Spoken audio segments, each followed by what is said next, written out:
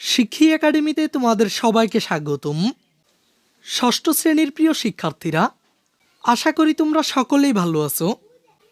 শিক্ষার্থীরা, এই ক্লাসটিতে আমরা আলোচনা করব তোমাদের বাংলাদেশ ও বিশ্ব পরিচয়ের প্রথম অধ্যায়টি থেকে। তোমাদেরকে যে অনুশীলনীমূলক বহু নির্বাচনী প্রশ্ন এবং সৃজনশীল প্রশ্নগুলো দেওয়া হয়েছে, আমি তোমাদেরকে এই ক্লাসটির মাধ্যমে এই প্রথম সৃজনশীল প্রশ্নটি এবং বহু নির্বাচনী প্রশ্নগুলোর সমাধান দেখিয়ে দিব। শিক্ষার্থীরা, আমি তোমাদেরকে আগের ক্লাসগুলোর মাধ্যমে এই অধ্যায়টি থেকে তোমাদেরকে যে পাঠভিত্তিক কাজগুলো দেওয়া হয়েছিল, আমি তোমাদেরকে আগের ক্লাসগুলোর মাধ্যমে এই প্রতিটি কাজের সমাধান দেখিয়েছিলাম। তাই শিক্ষার্থীরা, যদি তোমরা আগের ক্লাসগুলো না দেখে থাকো তাহলে প্রথমে আগের ক্লাসগুলো দেখে নিবে। আর তোমরা কিন্তু প্রতিটি ক্লাস আমাদের চ্যানেলের প্লে লিস্টে পেয়ে যাবে। আর শিক্ষার্থীরা, যদি তোমরা এই চ্যানেলে নতুন হয়ে থাকো তাহলে প্রথমে এই চ্যানেলটিকে সাবস্ক্রাইব করে দিবে। এখন আমি তোমাদেরকে প্রথমে অনুশীলনীমূলক যে বহু নির্বাচনী প্রশ্নগুলো দেওয়া হয়েছে, এই বহু নির্বাচনী প্রশ্নগুলোর সমাধান দেখিয়ে দিব। আর শিক্ষার্থীরা, তোমরা কিন্তু ভিডিওটি না টেনে সম্পূর্ণ ক্লাসটি মনোযোগ সহকারে দেখার চেষ্টা করবে। এখানে প্রথম প্রশ্নটি হলো, শীতল পাটির জন্য বিখ্যাত অঞ্চল কোনটি? অপশনগুলো হচ্ছে রাজশাহী, খুলনা, ফরিদপুর নাকি সিলেট। এখানে সঠিক অপশনটি হচ্ছে সিলেট। শীতল পাটির জন্য বিখ্যাত অঞ্চল হচ্ছে সিলেট। আর পরবর্তী দ্বিতীয় প্রশ্নটি ছিল, নারী প্রথম কৃষিকাজ শুরু করেন? কারণ তাদের ছিল সৃজনশীল দৃষ্টিভঙ্গি, খাবার সংগ্রহের দায়িত্ব পালনের বাধ্যবাধকতা। এখানে সঠিক অপশনটি হচ্ছে খ, অর্থাৎ 1 ও 2। মূলত নারীরাই প্রথম কৃষিকাজের সূচনা করেন, কারণ তাদের ছিল সৃজনশীল দৃষ্টিভঙ্গি এবং খাবার সংগ্রহের দায়িত্ব পালন। প্রত্নতাত্ত্বিক গবেষণায় দেখা যায় নারীরা খাবারের জন্য ফলমূল ও শস্য সংগ্রহের দায়িত্ব পালন করতেন এবং তাদের সৃজনশীল দৃষ্টিভঙ্গির কারণেই প্রথম কৃষিকাজ শুরু হয়। আর শিক্ষার্থীরা, পরবর্তী 3 ও 4 নম্বর প্রশ্নের জন্য এখানে একটি অনুচ্ছেদ দেওয়া হয়েছে। আর বলা হয়েছে নিচের অনুচ্ছেদটি পড়ে 3 ও 4 নং প্রশ্নের উত্তর দাও। তো প্রথমেই চলো আমরা এই অনুচ্ছেদটি পড়ে নিই।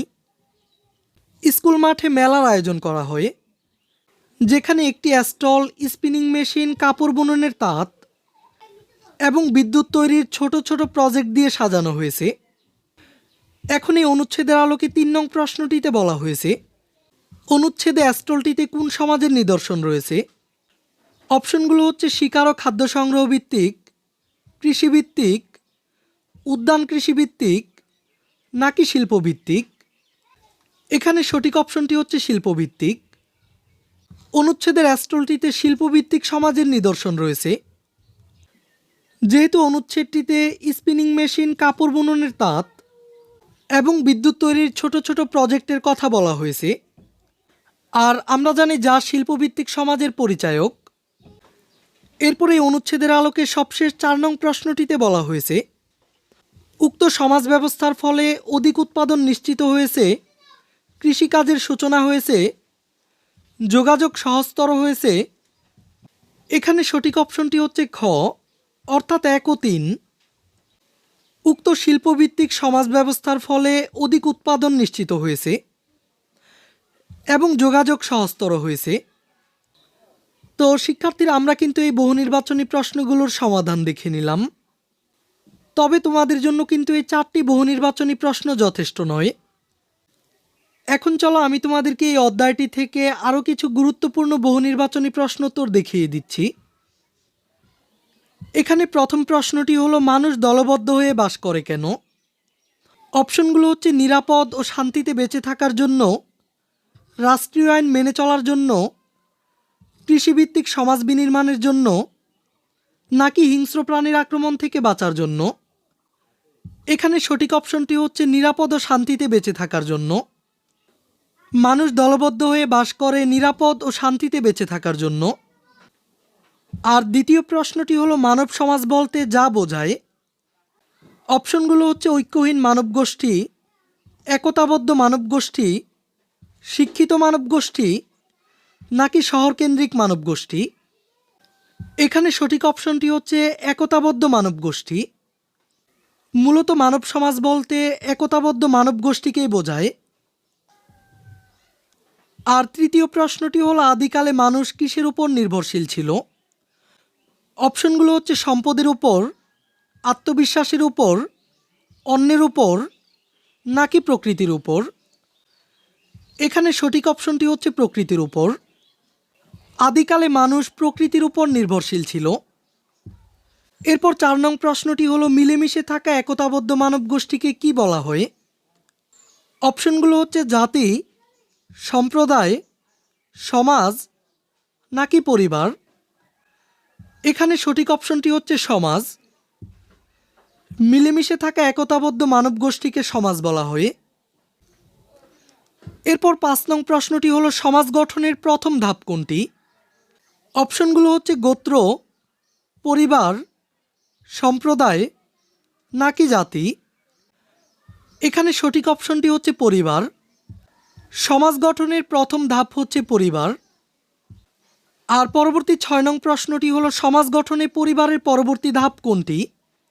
অপশনগুলো হচ্ছে গোত্র, সম্প্রদায়, ক্ষুদ্র জাতিগোষ্ঠী, নাকি বৃহৎ জাতিগোষ্ঠী।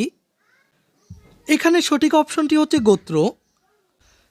সমাজ গঠনে পরিবারের পরবর্তী ধাপটি হচ্ছে গোত্র। আর 7 নং প্রশ্নটি হলো সাধারণভাবে সমাজের কয়টি বৈশিষ্ট্য বিদ্যমান? অপশনগুলো হচ্ছে 2টি, 3টি, 4টি, নাকি 5টি। এখানে সঠিক অপশনটি হচ্ছে 2টি। সাধারণভাবে সমাজের 2টি বৈশিষ্ট্য বিদ্যমান। এরপর পরবর্তী 8 নং প্রশ্নটি হলো সমাজের প্রথম বৈশিষ্ট্য কোনটি?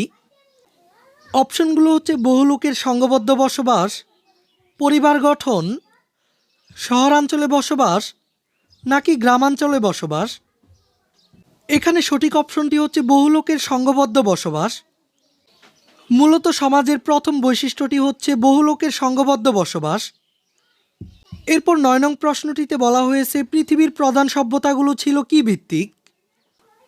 অপশনগুলো হচ্ছে নদী ভিত্তিক, নগর ভিত্তিক, গ্রাম ভিত্তিক, নাকি কৃষি ভিত্তিক। এখানে সঠিক অপশনটি হচ্ছে নদী ভিত্তিক। পৃথিবীর প্রধান প্রধান সভ্যতাগুলো ছিল নদী ভিত্তিক। এরপর সবশেষ 10 নং প্রশ্নটিতে বলা হয়েছে কোন নদীর তীরে সিন্ধু সভ্যতা গড়ে ওঠে? অপশনগুলো হচ্ছে নীলনদ, টাইগ্রিস, ইউফ্রেটিস, নাকি সিন্ধু। এখানে সঠিক অপশনটি হচ্ছে সিন্ধু। মূলত সিন্ধু নদীর তীরে সিন্ধু সভ্যতা গড়ে ওঠে। এখন আমি এই অধ্যায়টি থেকে তোমাদেরকে যে প্রথম সৃজনশীল প্রশ্নটি দেওয়া হয়েছে, এই প্রথম সৃজনশীল প্রশ্নটির সমাধান দেখিয়ে দিব। আমাদেরকে এখানে এই সৃজনশীল প্রশ্নটির উদ্দীপক হিসেবে 2টি ছবি দেওয়া হয়েছে। আমরা এখানে এই চিত্র 1 বা প্রথম ছবিতে পশু শিকারের দৃশ্য দেখতে পাচ্ছি, আর চিত্র 2 বা দ্বিতীয় ছবিটিতে কৃষিকাজের দৃশ্য দেখতে পাচ্ছি। আর আমাদেরকে প্রথমেই কয়ের প্রশ্নটিতে বলা হয়েছে পোড়াবাড়ি কিসের জন্য বিখ্যাত? আর প্রশ্ন ক্ষয়ে বলা হয়েছে আদিম মানুষ দলবদ্ধ হয়ে বাস করত কেন? এরপর উদ্দীপকের আলোকে গয়ের প্রশ্নটিতে বলা হয়েছে উদ্দীপকের 1 নং চিত্রটি কোন সমাজের ইঙ্গিত বহন করছে তা ব্যাখ্যা করো। আর শিক্ষার্থীরা সবশেষ উদ্দীপকের আলোকে গয়ের প্রশ্নটিতে বলা হয়েছে উদ্দীপকের 2 নং চিত্রে ইঙ্গিতকারী সমাজের উদ্ভাবক মেয়েরাই। বক্তব্যটি মূল্যায়ন করো। তো শিক্ষার্থীরা চলো আমরা এই সৃজনশীল প্রশ্নটির সমাধান দেখে নিই। প্রথমেই কয়ের প্রশ্নটিতে বলা হয়েছিল পোড়াবাড়ি কিসের জন্য বিখ্যাত? উত্তরটি হচ্ছে পোড়াবাড়ি চমচমের জন্য বিখ্যাত। আর প্রশ্ন ক্ষয়ে বলা হয়েছিল আদিম মানুষ দলবদ্ধ হয়ে বাস করত কেন? আদিমকালে জীবজন্তুর আক্রমণ ও প্রাকৃতিক দুর্যোগ সহ নানা বিপদের সামনে মানুষ ছিল অসহায়, মূলত অস্তিত্ব রক্ষার জীবনযাপনের চাহিদা পূরণের জন্য। তারা একে অন্যকে সহযোগিতা করার প্রয়োজন অনুভব করে, আর তাই খাদ্য সংগ্রহ ও হিংস্র প্রাণীর আক্রমণ থেকে বাঁচার জন্য আদিম মানুষ দলবদ্ধ হয়ে বাস করত। এরপর উদ্দীপকের আলোকে গয়ের প্রশ্নটিতে বলা হয়েছিল উদ্দীপকের 1 নং চিত্রটি কোন সমাজের ইঙ্গিত বহন করছে তা ব্যাখ্যা করো। মূলত এখানে এই ১ নং চিত্রটির মাধ্যমে আদিম মানুষের পশু শিকারের দৃশ্য উল্লেখ করা হয়েছে। আর আমাদেরকে বলা হয়েছে উদ্দীপকের এই ১ নং চিত্রটি কোন সমাজের ইঙ্গিত বহন করছে। উদ্দীপকের ১ নং চিত্রটি শিকার ও খাদ্য সংগ্রহ ভিত্তিক সমাজকে ইঙ্গিত করছে। শিকার ও খাদ্য সংগ্রহ ভিত্তিক সমাজ হচ্ছে মানব সমাজের আদিমতম রূপ। তখন স্থায়ী কোনো ঘরবাড়ি ছিল না। মানুষ গুহায় ও বন জঙ্গলে বসবাস করত। তখন প্রাকৃতিক সম্পদ ছিল প্রচুর, কিন্তু এই সম্পদকে ব্যবহার করে খাদ্য উৎপাদন করতে তখনও শেখেনি। বন জঙ্গল থেকে তারা খাবার খুঁজে নিত আর শিকার করত। আর খাবারের খুঁজে তারা এক জায়গা হতে অন্য জায়গায় ঘুরে বেড়াতো। আর এ সময় মানুষ শীত ও রোদ বৃষ্টি থেকে রক্ষা পাওয়ার জন্য গাছের ছাল ও লতা পাতা এবং পশুর চামড়া ব্যবহার করত। উদ্দীপকের এই ১ নং চিত্রে দেখা যায় একজন মানুষ অস্ত্র বা বর্শা হাতে শিকার করার জন্য প্রস্তুতি নিচ্ছে। আর লোকটির পরনে রয়েছে পশুর চামড়ার তৈরি বস্ত্র। মূলত এসব বৈশিষ্ট্য শিকার ও খাদ্য সংগ্রহ ভিত্তিক সমাজকেই নির্দেশ করে। আর শিক্ষার্থীরা উদ্দীপকের আলোকে সবশেষ ঘয়ের প্রশ্নটিতে বলা হয়েছিল ২ নং চিত্রে ইঙ্গিতকারী সমাজের উদ্ভাবক মেয়েরাই, বক্তব্যটি মূল্যায়ন করো। তো শিক্ষার্থীরা এখানে কিন্তু ২ নং চিত্রে ইঙ্গিতকারী সমাজটি হচ্ছে কৃষিভিত্তিক সমাজ। এই কৃষিভিত্তিক সমাজের উদ্ভাবক মেয়েরাই, এই বক্তব্যটি মূল্যায়ন করতে বলা হয়েছে।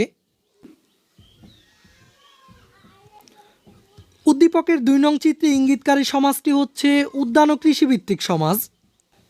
সমাজবিজ্ঞানীরা বলেন মেয়েরাই প্রথম কৃষিকাজের উদ্ভাবন করেছে। আদিম সমাজে পুরুষেরা যেত শিকারের সন্ধানে, আর ফলমূল সংগ্রহের ভার ছিল মেয়েদের উপর। আর খাবার সংগ্রহ করতে গিয়ে মেয়েরা নিয়ে আসতো বুনো গম, বার্লির মেটে আলু, কচুর মূল ও কন্দ। আর তাদের থাকার জায়গার পাশে গম ও বার্লির দানা পরে গজিয়ে উঠত চারা গাছ। আর এসব চারা গাছে পরে দেখা দিত শীষ ও দানা। আর এই ঘটনা দেখে মেয়েদের মনে বীজ ছিটিয়ে শস্য পাওয়ার ধারণা সৃষ্টি হয়। কৃষিকাজের এই পর্যায়কে বলা হয় উদ্যান চাষ। উদ্দীপকের ২ নং চিত্রে দেখা যায় মেয়েরা কৃষিকাজ করছে।